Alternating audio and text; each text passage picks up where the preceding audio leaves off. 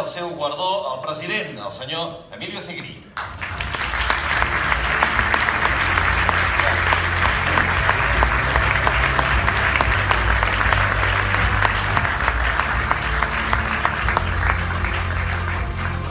Premi a la millor gestió federativa, la Federació Catalana d'Hípica.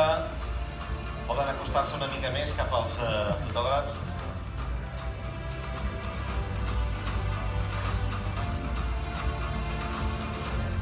I li demanarem al president, home, ja que ha guanyat el premi, que es pugui explicar quines són les bondats de la hípica. Per cert, el cavall l'ha portat o no? No, les bondats de la hípica, sobretot, clar, aquest premi, aquests premis, aquest diploma, en el nostre cas s'han de donar als cavalls, realment. Les persones... Que passin els cavalls, no? Dissortadament no és fàcil que passin. Sí que volia dir una cosa, i és que tenim una campiona del món cada any, que és la Maria Álvarez, que no la coneix ningú. Els mitjans de comunicació no parlen del campionat del món de raid mai, i que tenim una olímpica extraordinària, que és la Beatriz Salat, que també és catalana. Els equips catalans, els equips espanyols que guanyen per equips al campionat del món repetidament, estan formats per 4 esportistes catalans de l'Osona.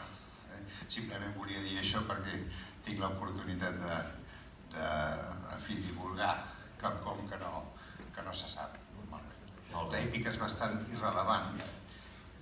És difícil practicar-la a les ciutats, és un esport rural, a les ciutats és un esport car, elitista, però als pobles no. Hi ha centenars de cavalls, de ponis, de nens, de nenes que cada dia practiquen l'hípica, i creieu-me que és un esport extraordinàriament educatiu perquè fa que l'ésser humà col·labori amb un animal, fa que el gènere s'iguali absolutament.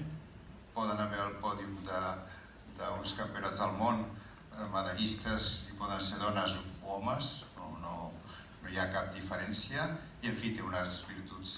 Ja estaria parlant 20 minuts i penso que és qüestió de... Si fos un cavall, potser que el deixaria, perquè clar, estaríem una mica impactats. Moltíssimes gràcies i moltes felicitats per representar també aquest esport a casa nostra. Moltíssimes gràcies.